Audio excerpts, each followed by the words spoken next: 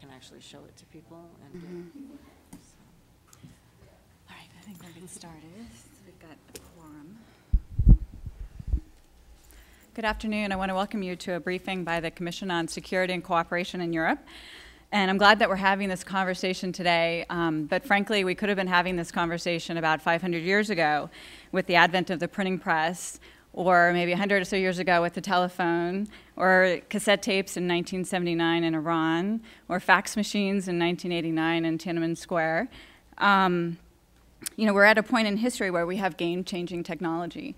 And it's a game changer definitely in the way that we do business, the way we socialize, and the way that we get information. And we certainly believe that there's a role for the US to play in making sure that the internet is as free as possible, in particular for those who live in countries that are highly restrictive in other areas of their lives. The chairman of this commission, Representative Chris Smith, has been at the forefront of the fight on this issue and is working on new legislation to address these current threats. And we know that the internet has played a role in both successful and unsuccessful popular protests in recent years. But I want to go back a few years to 1997. And there was a study by the RAND Corporation that I thought was particularly topical for our discussion today. And that is that looking specifically at the question of communication and democracy. The RAND study looks at what is called the dictator's dilemma, and specifically how much communication can be allowed before we reach the tipping point toward democracy. But I'm not going to answer that question right now. I'm going to let our panelists weigh in first. And hopefully through our discussion today, which will include some questions from the audience, so you can be thinking about that while we're talking, that we can maybe reach some conclusions on that question. We've put the bios of the speakers over here on the table, so I won't go into those.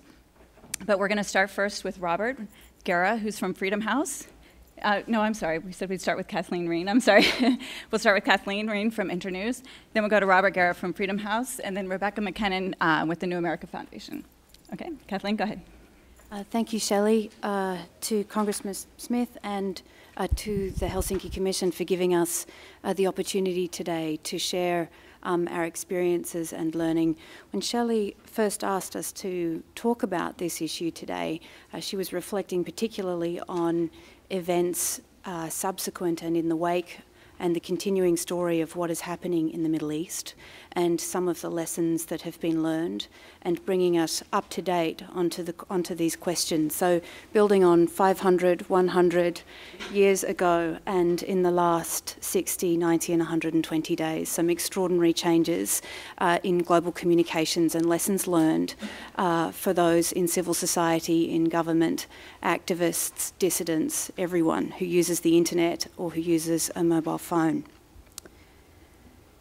We believe in an open, accessible, unfettered and affordable internet for everyone. And if only everyone else believed the same thing and if only it were that way. Unfortunately, it isn't. There are more than 1.9 billion people in the world who get regular access to the internet today. And there are two real critical issues in addition to those who get that access. There are those who don't receive it at all. And there are those who, when they do, are in danger as they access it or cannot access unfettered information.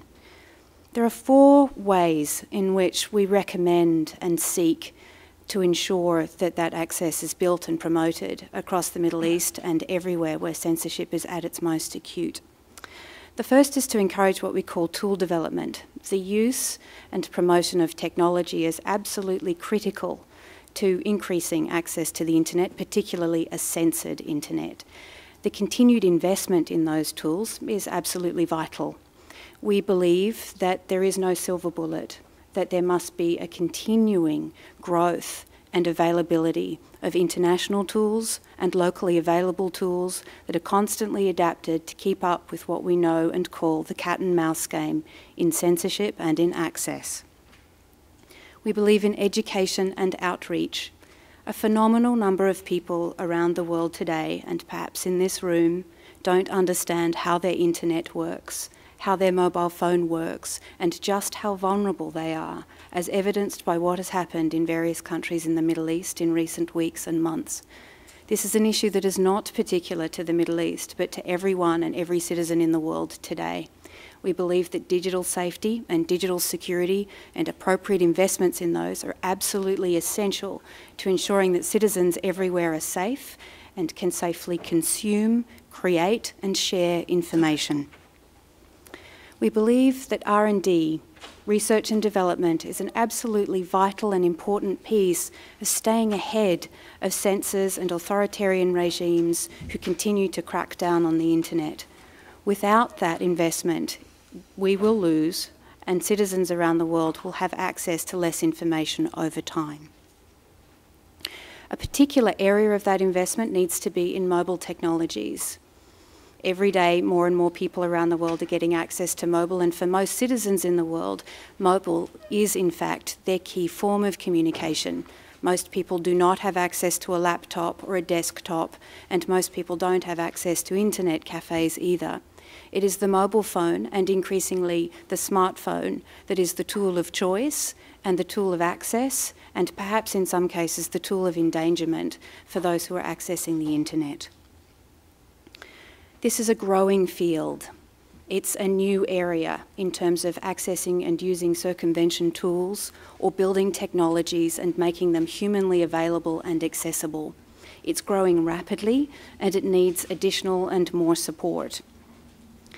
Until now, there probably has not been enough investment to ensure that that growth and that those issues are being dealt with adequately, and we strongly believe that more needs to take place in that space in order for that to happen. As an umbrella set of issues to ensure that more people have free and unfettered access to the internet, I wanted to reflect very briefly on what's been happening in the Middle East. First of all, one of the lessons we've learned is that network security, that the very structures that people use and the technology that is used to actually build it is vital. It has to be open, it has to be safe, and it has to be secure. So a safe and accessible telecoms environment that is kept open at all times is very important.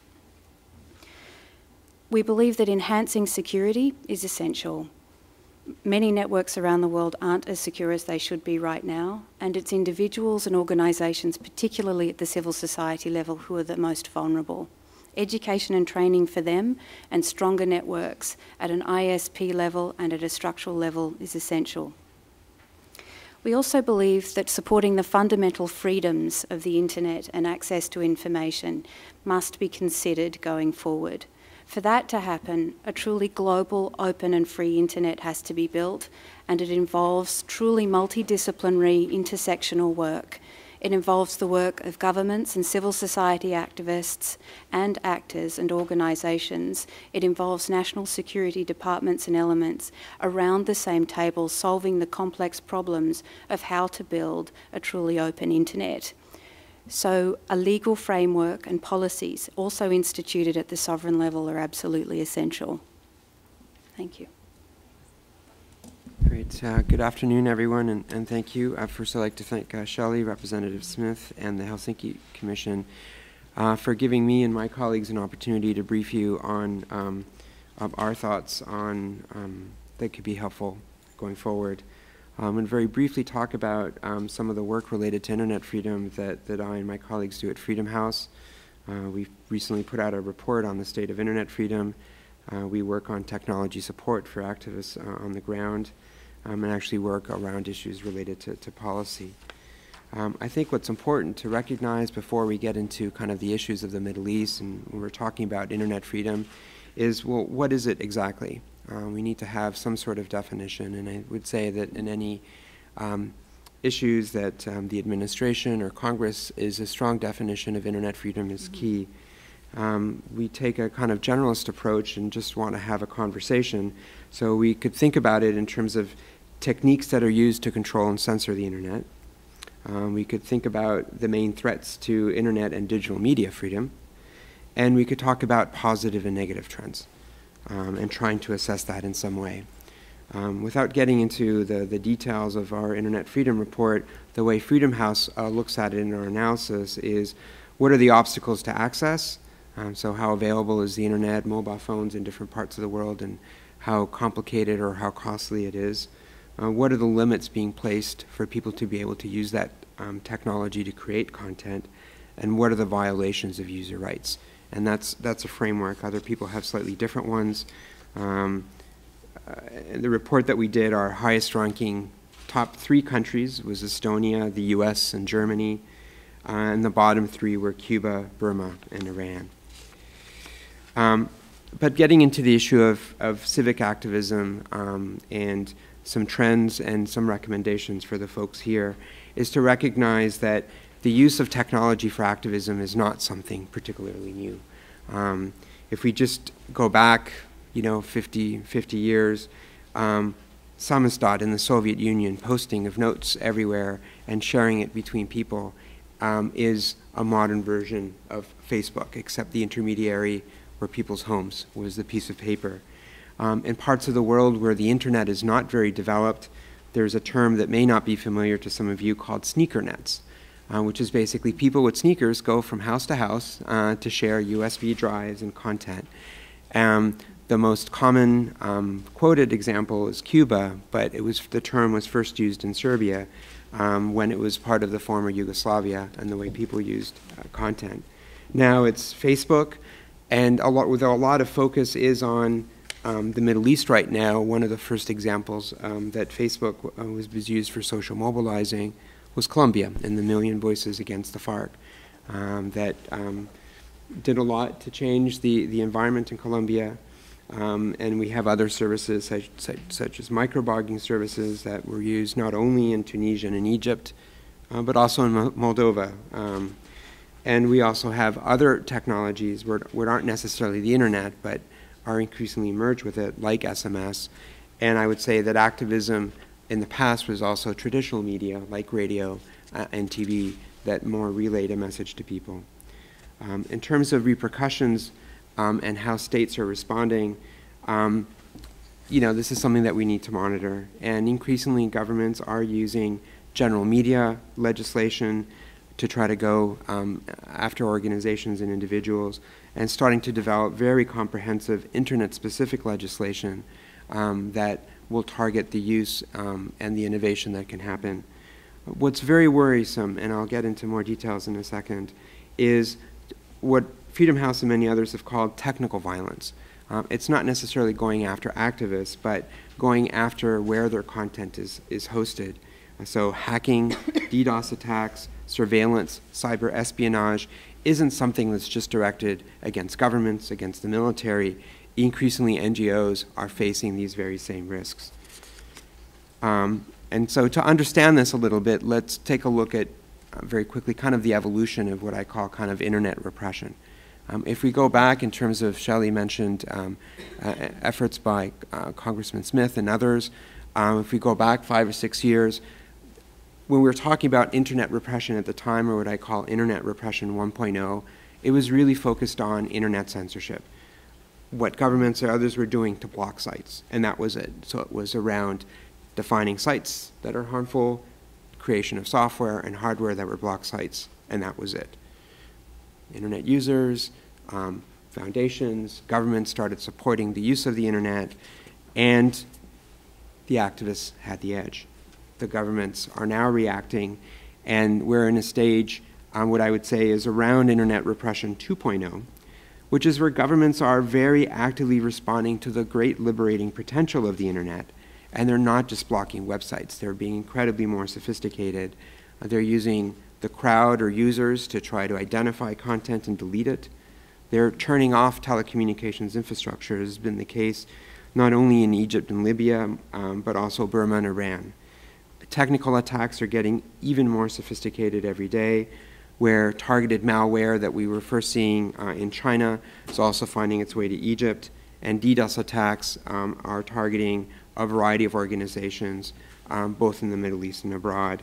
And censorship has evolved to not just be a whole website, but a particular section of a website, and censorship that only really activates in a particular moment in time when it's more critical, whether it's around elections, as we saw in the Middle East, in Egypt in November and elsewhere, when there's civic mobilization, when there's protests, governments will turn off the internet but leave it on otherwise. got some photos which I'll share in terms of how this looks like. But I would say we're now shifting beyond this to something that's even more scary, where folks here in Washington might be able to be helpful is, given that governments are getting more sophisticated in blocking and censoring and attacking websites, there's now a whole industry that's spawned to support internet repression. So I would say that we've moved on to internet repression 3.0, where now companies want to get into the game. The list of companies includes both US and foreign companies.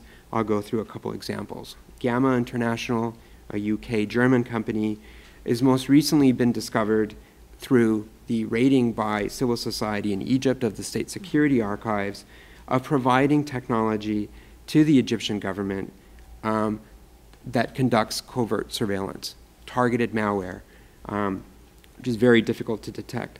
Not only was there a commercial offer found in the State Security Archives, but also an 8-month free trial was offered to the Egyptian authorities, and this is why a lot of the Egyptian activists found their conversations in the State Security Archives. And these are activists that are very smart, that had received a lot of training, but when malicious malware is there, it's very hard to detect. We have Narus, which is a California-based company owned by Boeing that develops deep packet inspection technology, which is used for a variety of legal purposes here in the US. But when all the features are turned on in countries where there's no due process, it can be used to conduct real-time interception of email, social network traffic, and report that back to any operator that has that. Research in Motion, famously the maker of the BlackBerry, is increasingly collaborating and drafting agreements with countries around the world, including Saudi Arabia, the Emirates, and India, where they're allowing for surveillance of non-corporate communications. Well, activists are not corporate users. They do not have access to the security infrastructure. And so those choices that activists have made to choose the type of technology that they think is more secure, in fact, will not be the case in the months to come. We can go into Nokia Siemens and others. The Washington Times recently reported on the issue with Gamma International, where you can see a list of all the items. But getting into what hearings and briefings are all about Congress, well, what is it that can be done? And I hope I'm going to suggest a couple of things and really hope that there's a conversation with my fellow speakers here, as well as you who are listening, is first, Congress must recognize that dissidents are facing far more sophisticated attacks and require far more sophisticated and nuanced support than has been the case in the past. We also must recognize that technology has a human rights impact. And so in certain parts of the world, surveillance equipment and others, when in those hands, will have a terrible impact. And so if we maintain a list of countries that severely repress internet freedom, perhaps companies should report on this in their SEC filings in terms of what that impact is and what is it that we can do.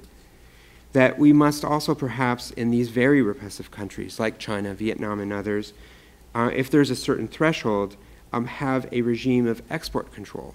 Now, export controls a lot of times are not popular in Washington, but I think that something needs to be there to know what the capability of these different countries are. And the question is that technology changes all the time. And so one must try to use technology-neutral languages that might encompass not only the threats today, but tomorrow as well.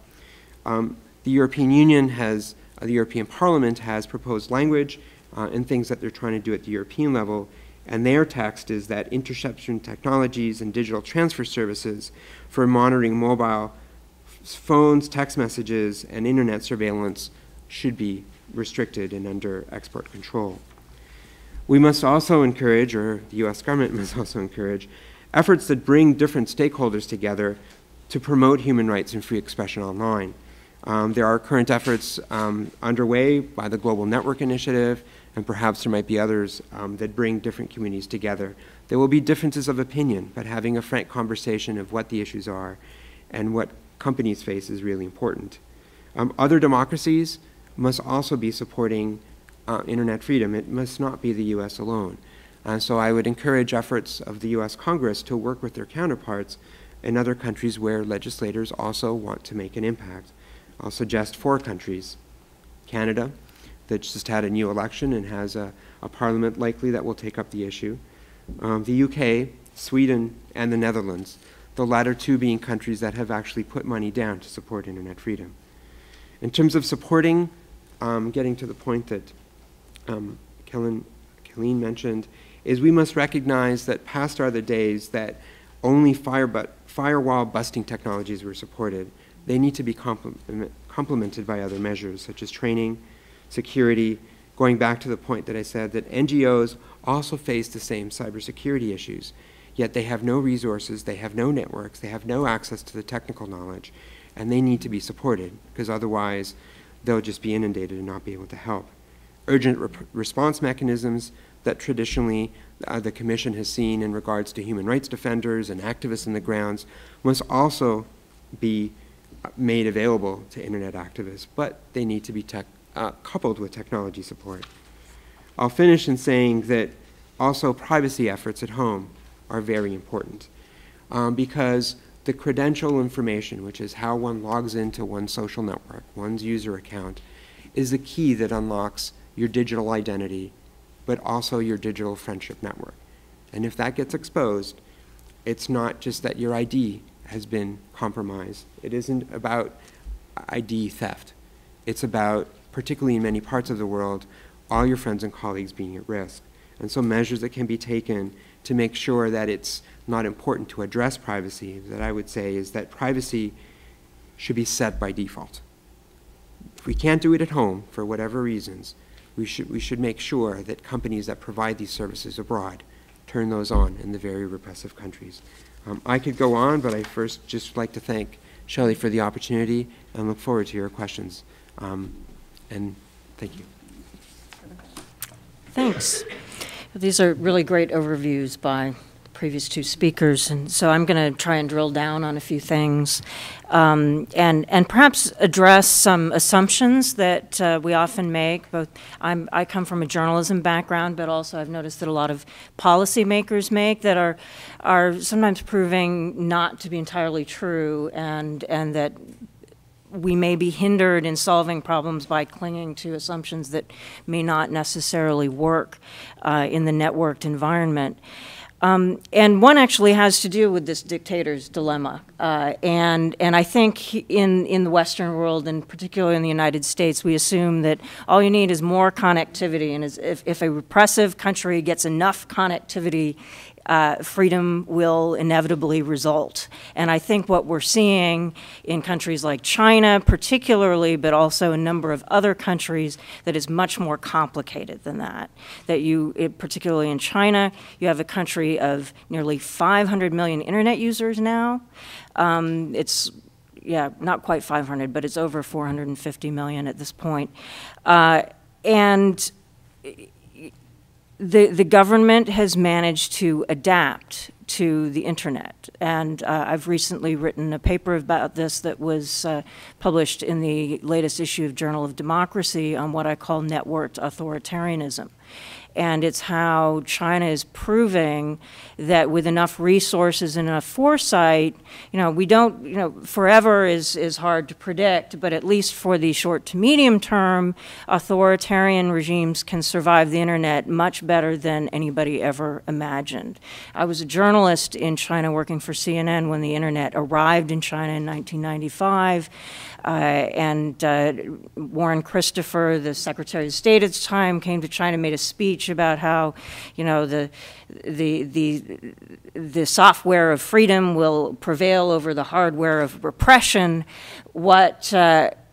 What we didn't expect was that the Chinese government would be able to compel the rewriting of the software and the adjustment of the hardware. And that's what we're seeing happening in China. And then, Bill Clinton famously said, trying to control the internet is like nailing Jell-O to the wall. Well, if you can change the recipe of the Jell-O, control the temperature of the environment and the porousness of the wall, you might actually succeed.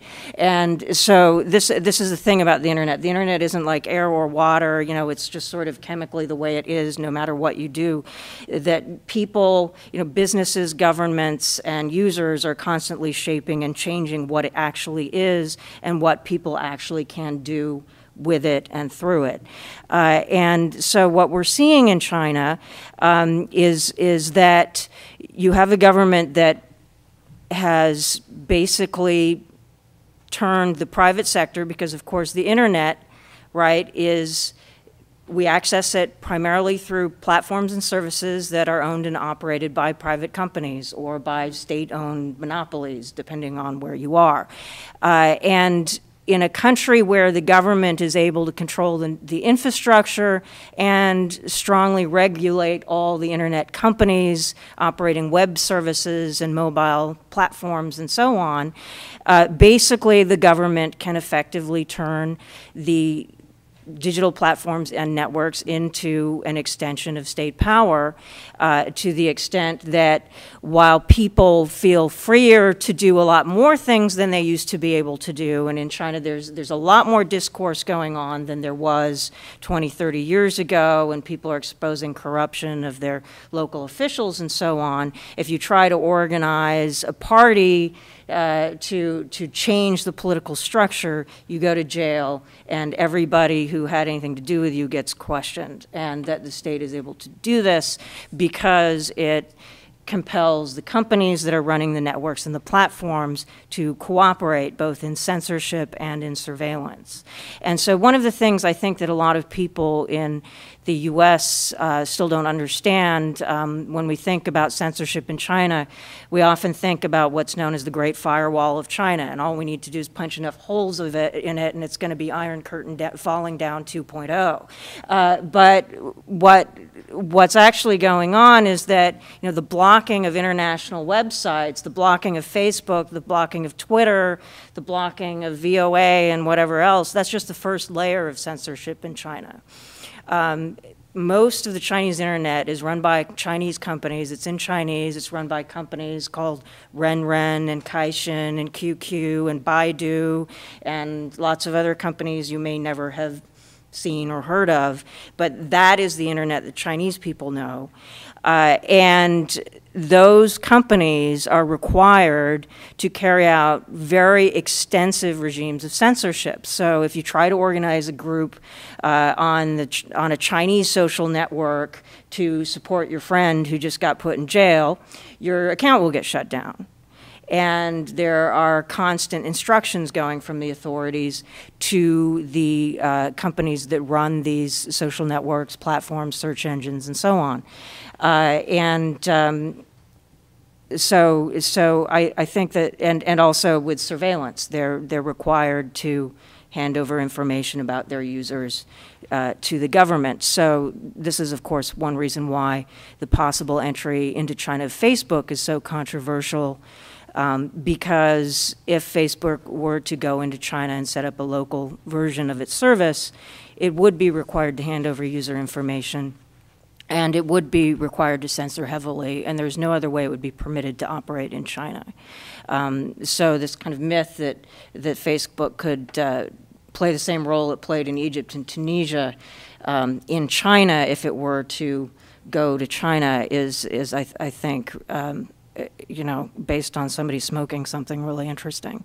But to broaden it out a bit, I'm involved with something called the Global Network Initiative, which the other speakers mentioned. And I think what China highlights is the responsibility of the private sector in determining whether or not this internet that we would like to keep open and free, and upon which we would like our universally recognized rights to be protected and respected, that private companies have an obligation to contribute to the internet, either remaining that way or becoming that way in places where it isn't, or ceasing to be that way. And that, again, technology is a lot more political than a lot of companies would like to admit.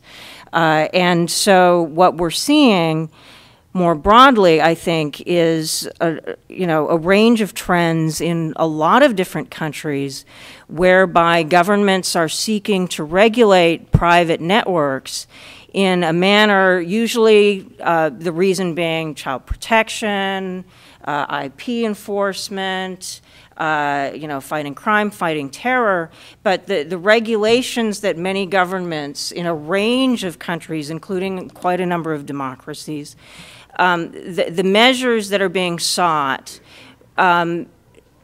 push the private networks and operators to take on more and more of a policing function, more and more of a surveilling function, particularly when it comes to child porn and IP violations, without thinking about how if you're putting more and more pressure on private networks, even in democracies, to take on these functions, and if there's a certain amount of opacity and lack of accountability in how these functions are carried out, are you really setting up the global internet to potentially be on a slippery slope to being a bit more like China in places where democracies are weak, particularly where rule of law is weak, or in a democracy that just happens to have a really bad election where some really unfortunate people get elected and then abuse the lack of accountability in the network to erode people's freedoms.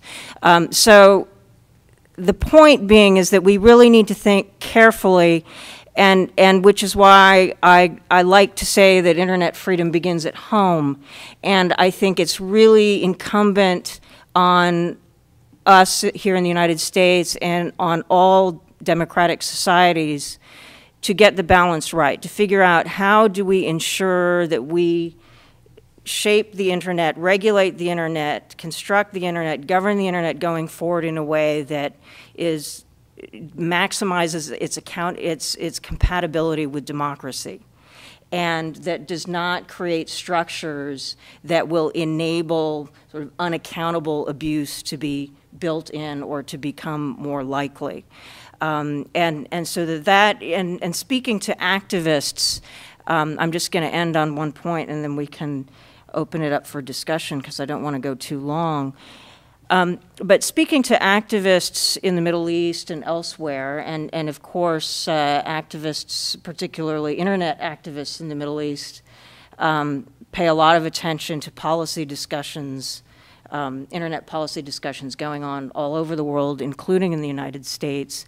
And one of the things that people have been saying long before the Arab Spring happened was a concern that legal norms and also technical norms being implemented in the West would have increasingly negative repercussions for the way in which repressive regimes are able to use and manipulate technology. And so one of the most, I would say, controversial critiques of internet freedom policy here in the West came from a Tunisian activist, Sami Ben Garbia, who actually ended up playing a very key role, was a very key member of the Tunisian cyber activist community that helped bring down Ben Ali's government.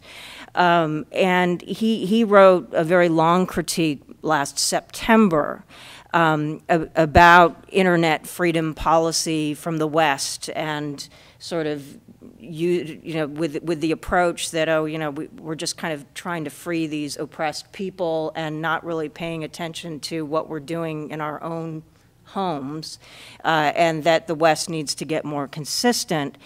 And he interviewed, interestingly enough, in this blog post, an Egyptian activist named Abdel Fattah, who also played a very prominent role in the Egyptian Spring, in the internet activism there. And he asked Allah, what are your concerns? What would you like to tell people in the United States and in the West about what they ought to be doing to help you the most? And Allah said, and I'm going to just read from him here in closing, he said, if people in the West want to support democracy in the Middle East, the best they can do is continue to develop a free, neutral, decentralized internet. Fight the troubling trends emerging in your own backyards, from threats to net neutrality, disregard for users' privacy, draconian copyright and DRM restrictions, to the troubling trends of censorship through courts in Europe, restrictions on anonymous access, and rampant surveillance in the name of combating terrorism or protecting children or fighting hate speech or whatever. You see, these trends give our own regimes great excuses for their own actions. You don't need special programs and projects to help free the internet in the Middle East. Just keep it free, accessible, and affordable on your side, and we'll figure out how to use it, get around restrictions imposed by our governments, and innovate and contribute to the network's growth. And so I just kind of want to throw out that little bomb, because not because I don't support the U.S. government helping with tools and development, but that there's a strong message, I think, coming from a lot of activists in the Middle East that we need to be consistent with what we're doing across the board. And then just finally, I would note that again, this whole issue of global policy by democracies, that it's quite important. The international strategy for cyberspace that the administration rolled out on Monday, it's a very high-level document. It's got a lot of great words in it. We'll see what gets implemented. But what's very important about that was that one of my concerns for the past several years has been that while on the side of the State Department and some people on the Hill, there's been great support for internet freedom, there have been other people sort of pushing trade policies, and all very legitimate, necessary interests, trade interests, defense interests, other anti-crime, anti-terror interests. And not that you don't want to pursue those interests, but without really giving much thought to how the pursuit of those interests might impact internet freedom and civil liberties on the internet in a negative way. And so just complete lack of coordination between different parts of the government on different parts of cyber policy. And what is important about this strategy, I think, is an attempt to say, look, we can't be working at cross purposes, that we need to pursue these policies with an eye to basic values and make sure that we get it right. And again, we'll see. We now get to hold the administration accountable for this, but I think it's very helpful in starting a conversation amongst democracies about how do we get the balance right? How do you get these legitimate aims of protecting children and fighting crime and terror and so on, protecting intellectual property, which you need to do, but how do you make sure you don't do it in a way that eliminates due process, violates privacy rampantly, and gives regimes, not only authoritarian regimes, but also weak democracies, a chance to abuse their citizens via private networks. And we just really need to be careful. So on that, I'll stop. Thanks to all three of you for some really great comments and things to kick off our discussion. I appreciate that. And I would like to get to the administration strategy in just a few minutes and talk a little bit more about that since it just came out this week. But first, I'd really like to discuss something that all of you touched on in one way or the other. And particularly Robert was talking about the 1.0, 2.0, 3.0, how basically repression on the internet has evolved over time, and the OpenNet initiative has a great book called Access Controlled, which the original version was Access Denied, which I think if you go from Access Denied to Access Controlled, you can kind of see the evolution that they talk about and how repression has changed. And specific to the topic that we have today is how do we meet the new challenges that are coming about on the internet. And they do talk about first generation, second generation, and third generation. And it's interesting that they focus specifically on Europe and the former Soviet Union. Rebecca mentioned China, which is always a great example of how China kind of breaks the mold for everything. I think when we all thought that free trade would lead to democracy, maybe a free internet would lead to democracy. China's kind of broken the mold on both of those fronts, and but that's also been the same that we've seen in Russia and in some of the former Soviet states in Central Asia. Certainly Central Asia doesn't necessarily have as much of a free internet as we'd see in other parts, but Belarus, Ukraine, Armenia, Azerbaijan, there's some really good examples of where you do have internet access, but it's extremely controlled. And so I'd like the panelists to discuss a little bit about the first, second, and third generations, and then kind of where we are with the tools to combat those, and maybe some examples or some other suggestions on where we need to go. Now, the first generation we normally talk about is the straightforward blocking of the internet, and we've all seen that there's a number of tools that have already come about through funding and through innovation in the private sector to get around that. But are there other areas on the first generation side that we could explore or should be exploring?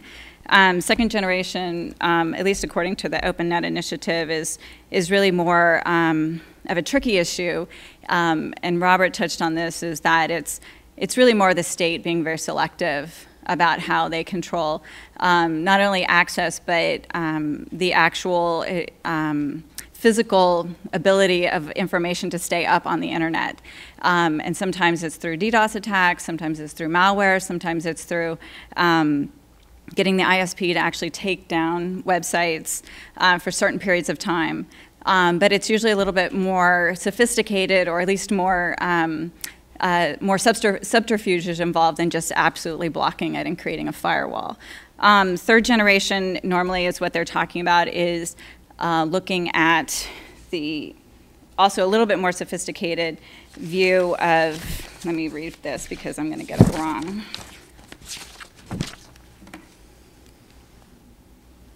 Okay, so it's more of active use of surveillance and data mining as a means to confuse and entrap opponents. And it also includes sort of a more of a nationalized view of the cyberspace within the country. So Russia is, viewing the cyberspace of, the RUNET as just the Russian space, and that they have control over that, and expanding the powers of state surveillance through those tools. So maybe if each of you could just touch on all three of those generations and what suggestions you might have on how, particularly on second and third, because we're seeing that. I think we see all three of them in places like China and the former Soviet Union, but I'd be interested in hearing your thoughts. Okay, I can go first. This one here. I think one of the challenges is with the more recent generations of repression and censorship is that increasingly it's a very well-developed adversary that is creating huge dossiers that's enlisting the private sector, companies, and using, I would say, far more sophisticated cyber weapons such as malware against users. The problem with malware is that, let's get to that, because I'm saying that it's the most scariest problem, is that there's been a series of trainings, there's been a series of support around circumvention tools, getting around blocks. Malware throws is what I would say is a paradigm change that's complete, because one can have the best, the most secure device, take the best precautions, but if an insidious, almost impossible to detect piece of malware is installed on your computer or your cell phone, it will be the electronic spy in your pocket. It will send your geolocation information, it will send your files. We've seen this happening in China, and we've seen this now starting to happen elsewhere. So I think almost, that needs to be nipped in the bud now. Because if we don't, then all the measures and the incredible amounts of funding that are put together, not around internet freedom, but around cybersecurity, will be mute. We'll have to start again. So it's a new weapon that's in the arsenal. Are there tools to fight malware right now? I mean, the problem is that the malware before, they used to be global in nature, and now they're regional. And so the antivirus manufacturers can't get them, and then there are companies that are making them. And so, there are also antivirus software that you think is antivirus, but in fact it's a virus. And so it's, what I would say is, if you want to take a look at it from a strategic point of view, is connecting that community that's following that trend with the folks that are wanting to help the activists as well, to making sure that there is a clearinghouse or some sort of information, what I would say is the technical community.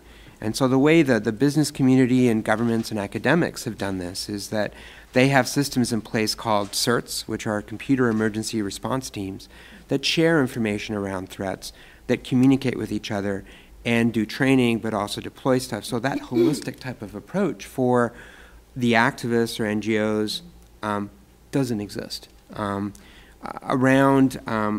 That's number 3. If we go to number 2, I think number 2 is basically there is surveillance. So it's basically activists and users, particularly in repressive regimes, need to understand the vulnerabilities and great threats that they face. And what are some very simple measures? They can decide not to use technology. And that might work. Having a paper and then you burn it, or speaking to a friend. I mean, when people are in the same room, sending an email to each other. I mean, there may be people in this room that may send a text message to each other, which is great, but it's gone to the mobile provider and come back, and you've opened the exposure to a whole variety of different people. And a lot of times, the younger activists forget the older approaches that have worked. Scale is a problem, of course, when you resort to old technologies, but recognizing the risks and working with that. One of the great challenges, though, and this is something that needs to be recognized, is that it is dual purpose. And so when we're equipping activists to stay smart, to communicate securely, it likely will be used by a variety of actors we do not like. But we must just calibrate for everything that we do. There's good and bad, and we just need to make sure that we take great care to make sure that, that the benefits. And for censorship, I think the issue is that it's not just about blocking. And so that governments are changing the way they block. And so if we fund tools, and there's a variety of great tools that are made by a variety, one of the representatives of the Tor project, I think was here earlier and stepped out.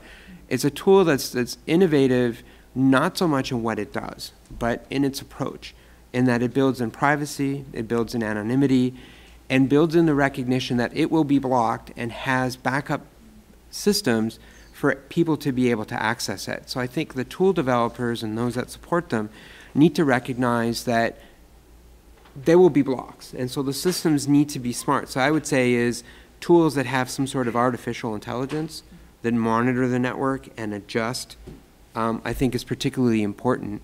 But that requires funding, not over a year, not over 2 years, and it requires not just the technology developers, but the larger cyberspace community. So maybe those are 3 different things, and again, they're higher level, and I'm happy to get into more details, but that I think that could be helpful going forward. Just a quick comment to building on the question of civic activism and talking about individuals in particular, because this is such a massive and broad subject. And I think one of the things that we sort of need to think about and distinguish as we talk about it is that there's a lot of concern about censorship and access to information, the ability to share and consume information. At the same time, there's a massive spike, an escalation in what Robert referred to as technical violence. And the environment for civic activists and organisations everywhere, and ordinary organisations and well-to-do organisations and NGOs and businesses are increasingly vulnerable to this. We focus on this today when we're talking about civic activists throughout not only the United States but everywhere in the world, because the vulnerabilities of those users are so high, and the techniques that we're using, we're finding that we very much need to broaden the scope of online anti-filtering tools such as circumvention tools to expand to other innovative ways of protecting that kind of access. And so migration to other host sites, particularly for entire sites that are blocked, not sites that are partially blocked, but especially those that are under enduring DDoS attacks, need other specific kinds of help. But that distinguishing is very important for us, because when we talk about the 3 levels, we start finding ourselves in a very deep and complex discussion about the governance of the entire internet and the behaviour of the entire private sector within it, and that includes absolutely everybody.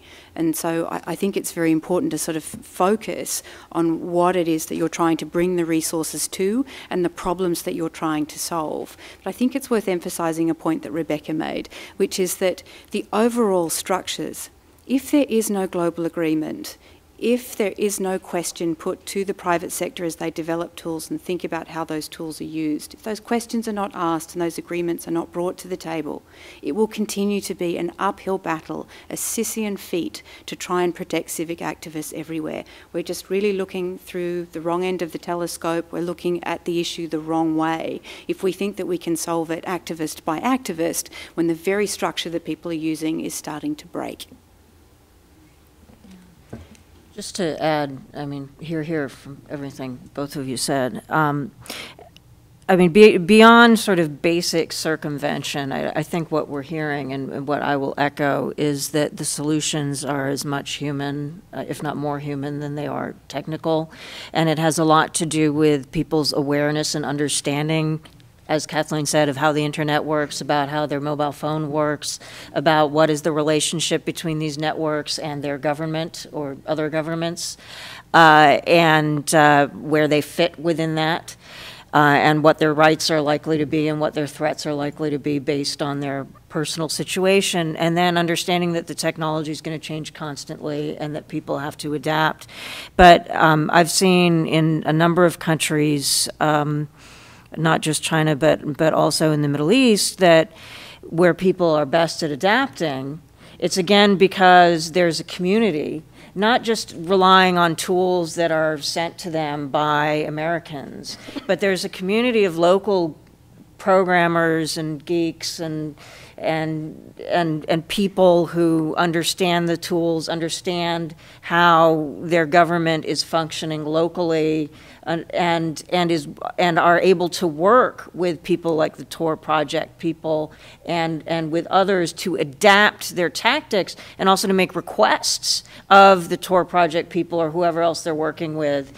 You know, can you change it, you know, or could you do something kind of along this lines because nothing we have right now is meeting the threat that we're facing because the threat just changed. And so having communities of people who are not only able to communicate with kind of this global community, but also who are able to educate people around them and then kind of create feedback loops of awareness going back and forth is absolutely critical, because the situation varies from country to country, even from city to city sometimes, in terms of how, you know, the local police department, its relationship with the local carrier in one city might be different than in another, and then the primary threat might be different, or, you know, any number of things. And so it's very, very local, is the point. And so there's absolutely, you know, kind of no magic app, no one-size-fits-all solution increasingly as we move, as Robert said, from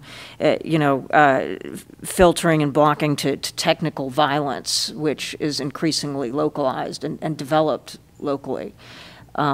So a lot of it's about, you know, as Kathleen points out, public policy at the top end, but also public education as much as possible. I'll maybe add to this is, but we also have to recognize that people have problems. People are needing urgent assistance now. So despite all the support takes time, the countries are getting more sophisticated, both in the region covered by the Commission and others, but activists are in need. And so I think that if decisions are going to be made, you know, I mean, I hate to say this, but, you know, what's easier sometimes is if one forgets about the longer term stuff, that's fine. That's a missed opportunity. But at the same time, is recognizing that there's a new generation of electronic democracy activists that are needing a little bit more sophisticated type of support, and that should not be lost, and that they need to be recognized, they need to be supported, and the ideas need to come from them, because at times, as Rebecca mentioned, it wasn't the U.S. activist, it was a Tunisian activist that's long been writing about these issues, that played a role in his own country and other countries in the region as well. I think we're talking about the difference between the urgent and the critically important. And so, you know, when we're talking about activists, it's right now, it's yesterday, and it's definitely tomorrow. And then when we're talking about solving these larger questions, we have to keep our eye on the ball, and we have to engage it now, because the problems that we're facing today and tomorrow will continue to be our problems today and tomorrow if we don't develop those larger answers to those larger questions that have been put by the panel here today. One thing, just to come back to the urgent kind of today kind of thing. I mean, one of the things we did find in the Middle East with the internet kill switch being deployed in Egypt is the need for people to, you know, there are technologies out there actually to create sort of a combination of what Robert called sneaker net, and people using kind of Bluetooth phones to sort of network locally with one another and the Bluetooth on their laptops and sort of send things amongst each other and then get it to the internet. You know, there are things like that, sort of hacks that could perhaps people could be better prepared for if the technology is available. And so those are some of the things that people are thinking about. And there are locally adapted and adaptable solutions. So you do have some of the stronger tools that have received investment and continue to grow, like the Tor project, which has widespread use. But you also have people, as Rebecca's saying, in these environments coming up with their own locally networked solutions. And there are certainly people where those lessons could be shared internationally as well. Mesh networking, you know, is possibly an area to look at more closely when we consider what happens when a government decides to turn on the kill switch. As rare as it's been, I don't necessarily think it's the last time it will happen, and as governments play catch up with how the internet is controlled and how they control their telco environments, it is a tool that they can continue to use. Yeah, the discussion of the kill switch brings up a question that I wanted to raise, and that is something that your colleague when you were at the Berkman Center, Ethan Zuckerman, coined a wonderful phrase, the cute cat theory of digital activism. And it basically means that when you get to the point where there's so many people who are online looking at cute cat videos, you can't use the kill switch because so many people will turn into political activists because you've shut off their access to cute cats. Whereas if you're just deploying technologies that are just annoying dissidents, that's a price tag that you can afford, you know, as a country. So, you know, the question is, how do we raise the price tag for these countries? You know, how do we make everybody a cute cat? Yeah, well, this is why Facebook and Twitter were so important in the Arab Spring, and it wasn't some, you know, government-funded application. You know, that's exactly why, because these tools are used every day for all kinds of non-political purposes, and that's how they spread, and that's why they became the place where you go when you want an audience for whatever it is you're doing. And so I guess that's the point. I mean, there's some people in the activist community who are advocating, oh, you know, what we really need to do is develop these tools that are totally non-commercial and, like, you know, they can't be controlled by any government and they can't be, you know, they have nothing to do with any company, and that's where it's going to be totally free, and that's the key to the future. But again, the problem is you're not going to have any audience. Like, if you're trying to run a political movement, that means you need to get beyond the hardcore dedicated people to the people who are normally blogging about their shoes that they bought at, you know, whatever boutique, and cats, and, you know, get them concerned. I mean, that's how you have a political movement. And you're going to find them on Facebook. You're not going to find them on some, you know, super cool dissident network. And so, which is why bringing companies on board in terms of making sure that their networks do not get used as extensions of repressive power, even if they didn't intend them to be, and to ensure that, you know, vulnerable minorities and political activists are protected, that their rights are protected within these networks, while, you know, everybody is doing their cat blogging and, you know, dating and whatever else. I mean, that's why it's so important to have the private sector on board, with the understanding that they have a broader public responsibility, and that really the future democracy may depend on whether they step up. And I think that's why when we're talking about this, we're talking about the digital economy. And the digital economy is the economy. And there isn't a country in the world today that doesn't have a stake in it. And that stake is growing and deepening as they strengthen and build out their networks so that every citizen in the world can have access to it.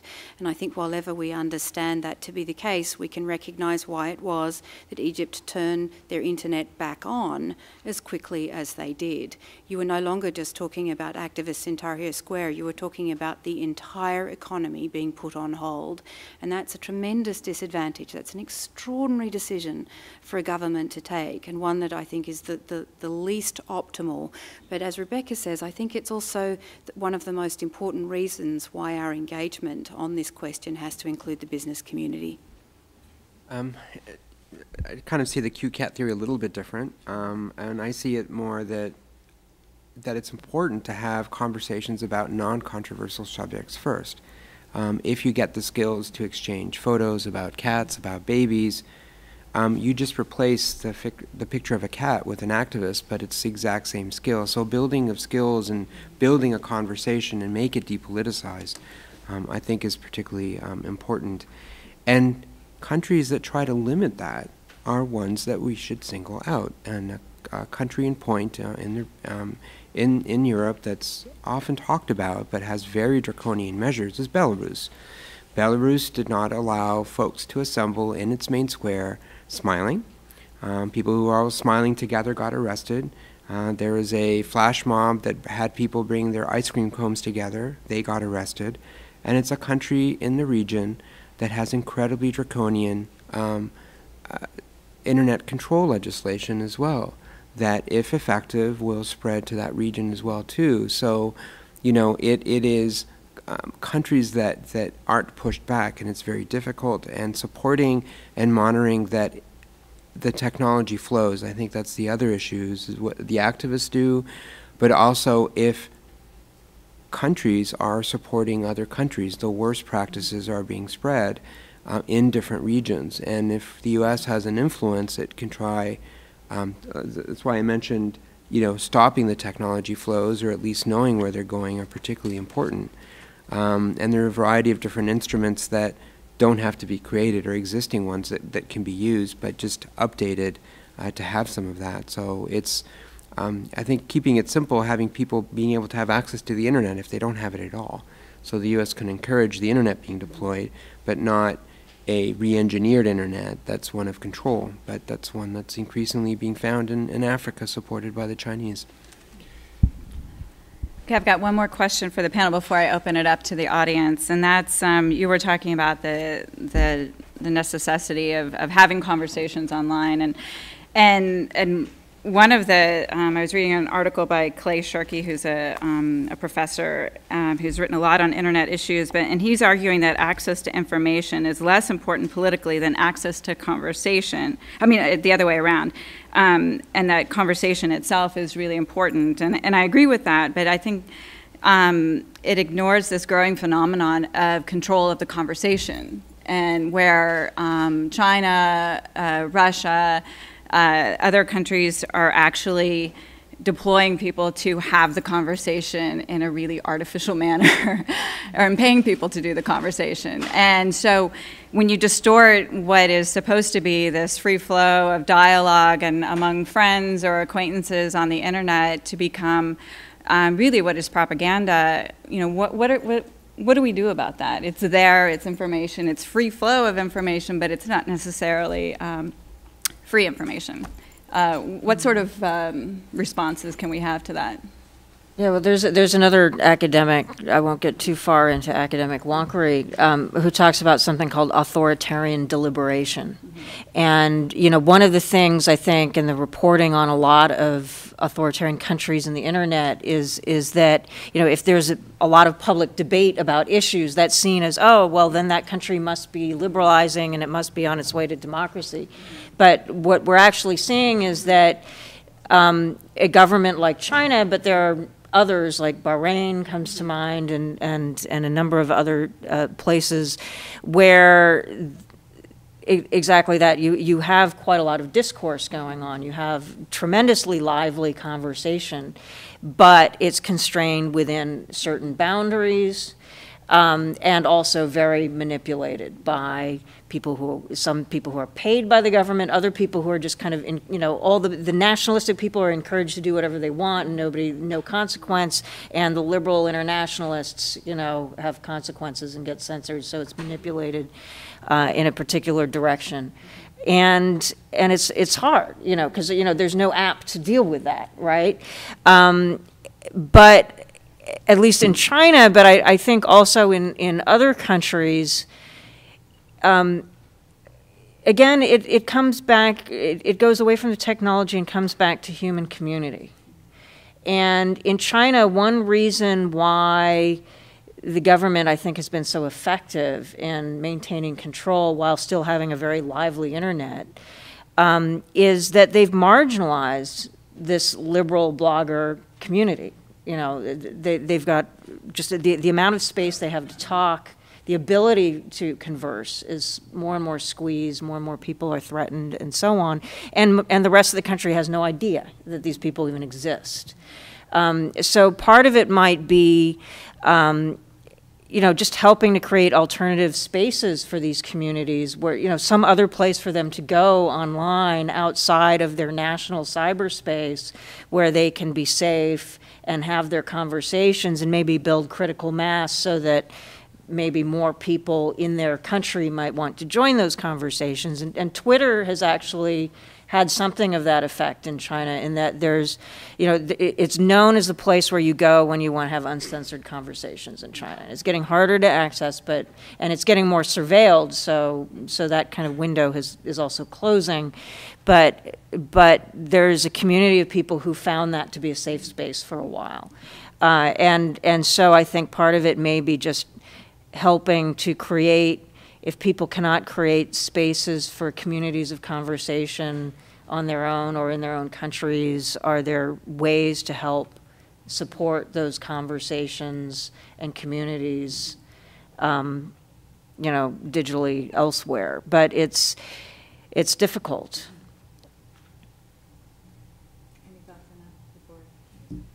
I'll just say the simplest is in those cases is just making sure that the activists in these particular countries that are subject to, in a way, to cyberbullying, because they have all these people posting hundreds of paid blogs, that they be recognized. So whether it's Oleg Kozlovsky in Russia or others, very valiant young people in Belarus and other countries as well, that when they're facing great threat, they need to be recognized, and for them the best thing is to know that they're not alone. Then they'll keep the struggle and they'll brush off all the comments. But a lot of young people, which are the vast majority of the people online, don't have these very basic skills of defending against criticisms, see it personally and just turn off. And so it's old tech, it's old support, but equally as important. And, a last shout out for education. It's just absolutely critical that people, know how to use their internet well and have a level of sophistication and knowledge about what it is. And I think that that's especially so for civic activists who are feeling very alone, but it's also the community writ large. And, we have an absence of information in this space, which is, and it's a very contested space. And in the competition for ideas, we have to somehow make it some of the fundamentals truly and obviously available to everybody. And I don't think we've been able to do that fully yet. And I think that we've been surprised. I think Western governments have been deeply surprised at how contested those basics are in terms of that education. And I think that we have a long way to go. Are there any questions from the audience? Anybody who'd like to ask the panelists? Yeah, just if you could step up to the mic here. You were first, that's fine. And if you could just tell us your name and affiliation, that'd be great, thanks. My name is Patrick McKay. I'm an intern with the Center for Democracy and Technology. And my question is kind of a follow-up to what Rebecca was saying about domestic threats to internet freedom. And my question concerns a bill that was just introduced in the last week by Senator Leahy, the Protect IP Act, which many groups have expressed concerns would establish a similar U.S. censorship regime by, in the name of protecting intellectual property, it would for the first time employ tools such as domain name blocking and internet search engine censorship or search results censorship on a wide scale within the United States. And I was just wondering if the panel could discuss any concerns you may have with that, especially in regard to undermining U.S. ability to influence the rest of the world in a positive direction for internet freedom. Well, a couple of things. I mean, I'm quite concerned about that bill for the same reasons you are. I would, just with one caveat, just emphasize, however, that I'm not equating the United States and China. There are a number of key differences, one being that I'm standing here today saying critical things and I'm not going to jail later. And that's a really big difference. You know, and the fact that we can share information, we can discuss, we can rally, we can debate, we can lobby to have laws change that we don't like, and we don't go to jail for doing that. And there are bloggers who are, you know, being very outspoken about this all the time, but that organizations like yours can actually exist. You know, that's like in China, they couldn't. So there are a lot of really key differences. So I just want to get that out of the way so that nobody accuses me of saying that the U.S. and China are somehow equal or remotely equal. But that said, there is a dangerous erosion of due process and accountability in a lot of proposed legislation and also some legislative trends, administrative trends over the past decade that are of great concern. And a lot of delegation of policing to private networks, the lack of clarity about what information is being shared with various government agencies, and how the fact that content might be taken down due to a fairly specious accusation of copyright violation that ends up not being true, but in the meantime, the critical period of time for your activism has passed, and, you know, the extent to which there's enough due process and accountability when it comes to manipulation of speech, I think remains a concern. And you know, we are a robust democracy, but democracy is like a marriage. If you take it for granted, you're going to wake up one day and discover you don't have it anymore. And in the internet age, I think we're at this critical point where we really need to be looking at how are we balancing these various policy interests and policy aims, including defense, law enforcement, IP protection, and so forth, and make sure that we are defending civil liberties and freedom of expression as robustly in digital spaces as we have always defended them in our physical spaces. And what I'm concerned is that there are a lot of policymakers who see the cyber realm as a place where you don't have to have trade-offs, where you ought to be able to have perfect security, or you ought to be able to have, you know, no more copyright violation at all. And it's just like, well, yeah, we could have a crime-free Washington, D.C., but at what cost in our physical space? And so I think the point being is that we're going to have balance and trade-offs. You're not going to have perfect security. You know, it's human solutions to human problems. And I think sometimes that there's a lot of policymakers, lawmakers have pressure from their constituencies to just make certain problems go away. And just as in the physical world, we can't make most problems go away completely. We're not going to be able to make them disappear completely in the digital realm unless you want to ruin democracy. A slightly different set of points is that, you know, there seems to have been a variety of proposed legislation around kind of copyright, really trying to restrict access. We haven't seen the same number of legislation to try to protect the space of the internet in other countries. We've had GOFA, we have Durban in the Senate that's proposing something, and then we have a plethora of other type of restrictive legislation. So there needs to be legislation that also promotes kind of speech online as well too. You know, what I'll say is dangerous from, if you take a look at kind of trends in the past, is you know, while I personally may have one view or another on the copyright discussion and whether it's gone too far or it hasn't, what's important is that there is a whole industry that's developed that take technology policy embedded into technology. And so the device itself is the one that does all the deciding. So this is what the deep packet inspection technology was all about, to try to take a look at if BitTorrent was being streamed or other things were being streamed and stop it. That technology gets developed here. For the legislation that people may or may not disagree with, but that gets implemented here, that piece of technology finds its way into other countries and all the due process is turned off. And so my worry is with the technology that gets developed to implement technology choices made here at home have an incredible effect in repressing free speech and surveillance abroad.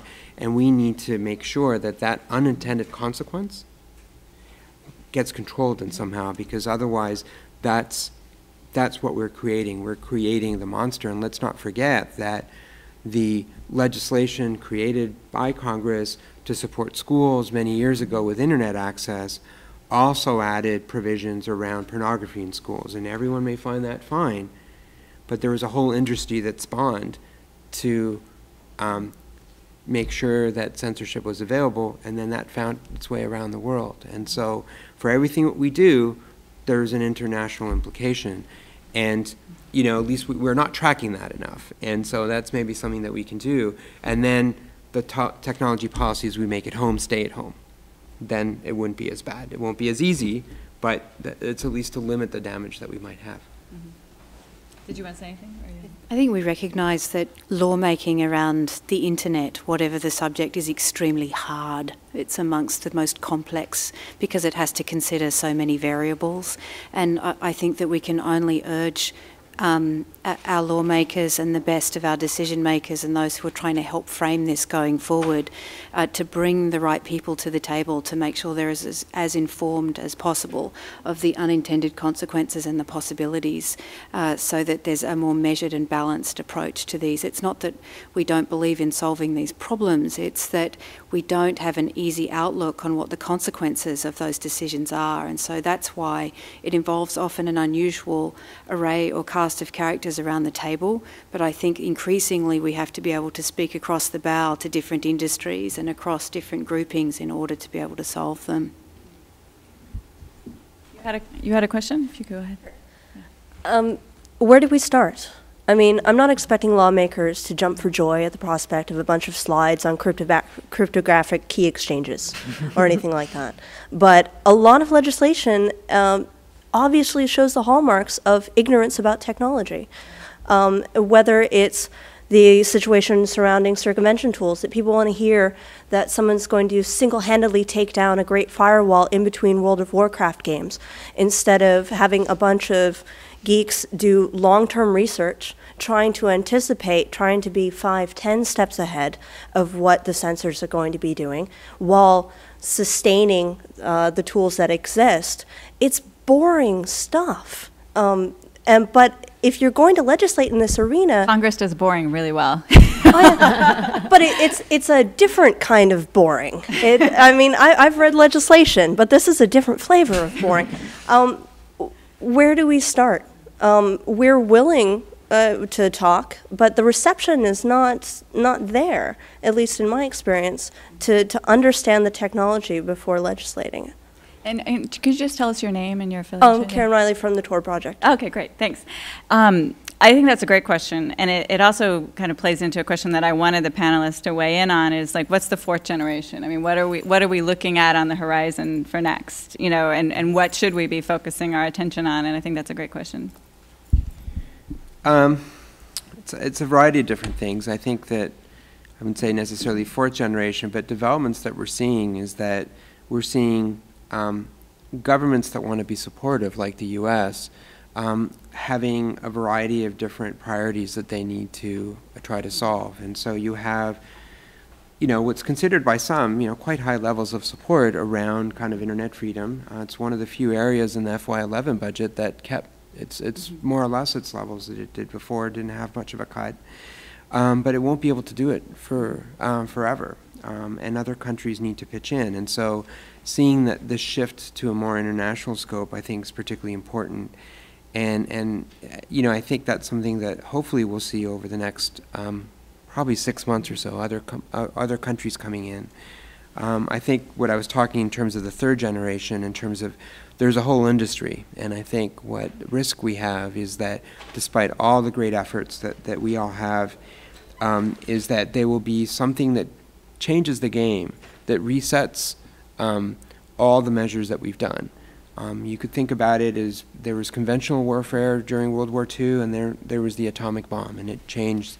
I think that something like malware will change that for cybersecurity, because fractioning of the DNS, which is the system we all use that everything uniquely identifies through a system coordinated by ICANN, if that fractures, that's a problem. And so if the governance of the internet fractures, we have a completely different world. Yeah, I'm a relative newcomer to Washington, and so the ways things work in these halls continues to be something of a mystery to me. But yeah, I mean, I think, you know, politics ultimately is all about constituencies, and I think part of the problem, I mean, there are so many different problems, but one of the problems is that the policy is really just being discussed amongst a fairly narrow group of people, and I think we just need much broader public concern as well. You know, on the one hand, you need better technical knowledge in crafting legislation.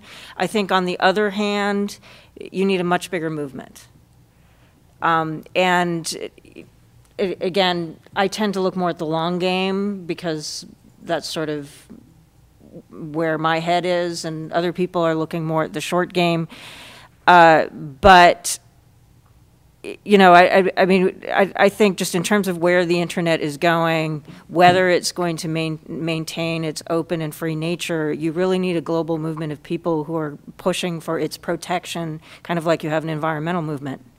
And you need people asking their congressmen and women, you know, in that cybersecurity bill or in that IP protection bill, are you also making sure that my civil liberties are protected? You know, asking those questions. And I don't think legislators are getting enough questions of that kind from their constituents. I don't think companies are getting enough questions of those kinds from their users and customers. I would like to see a lot more kind of demand for transparency on the part of companies in terms of how they're handling information, and in terms of, you know, what the government accesses and how and when and how those processes work. In addition, you know, there are a lot of things, I think, around the public needing to demand more sensible and balanced legislation, kind of understanding. You know, I mean, it took a few decades for the public to realize, or at least some critical mass of the public, that, you know, companies needed to be held responsible, and that there should be a way to do it, and to get legislators on board in a more holistic way. And it's still really hard every step of the way with environmental issues, but we're sort of like back in the 60s, you know, as far as the internet kind of freedom movement is concerned. You know, still, you know, we haven't even hit Earth Day yet in terms of awareness. But it needs to get there somehow, and that might help. I mean, it's obviously we're never going to solve the problem, right? I mean, we're human beings, but which means, you know, it's always going to be a mess. But I think definitely just people recognizing that the internet is a politically contested space, and recognizing that they are citizens of that space, and they need to push for their rights and demand their rights be protected in that space. and that whether the rights of a person in China are protected in that space could ultimately affect whether our rights are protected, because it's globally one, potentially one space. That's people aren't thinking of the internet and our technology that way, and I think the more people begin to think of it that way, there may be more pressure on lawmakers in all democracies to think more broadly about the longer-term consequences when they're trying to solve very specific problems. All right, we have time for one more question, if there's anyone else who'd like to ask any questions. Nope? Okay. Well, I want to just close by telling you that in the RAND study, they actually did say that there is a tipping point, where that dictators can have, a little too much democracy for their taste, and that it could lead to more democratic societies. But I would really like to ask those authors to redo that study, given everything that we've seen today and the way that countries and governments have responded to the internet. I think they've been quite agile and creative, and a lot more than I think that we considered before. And I wanted to close with a quote that was in the study by Aldous Huxley, who is an author who wrote a lot about the future, but he wrote that mass communication, in a word, is neither good nor bad. It is simply a force, and like any other force, it can be used either well or ill. Used in one way, the press, the radio, and the cinema are indispensable to the survival of democracy. Used in another way, they are among the most powerful weapons in the dictator's armory. And that was from 1958. I think the same quote could be said today about the technologies that we have. And I think it just outlines for us what the real challenges we're facing and that we're going to continue to face as we try to do this. And I appreciate your interest in this issue, and I hope that we'll see you again at another event. Thanks. Thank you. Thank you.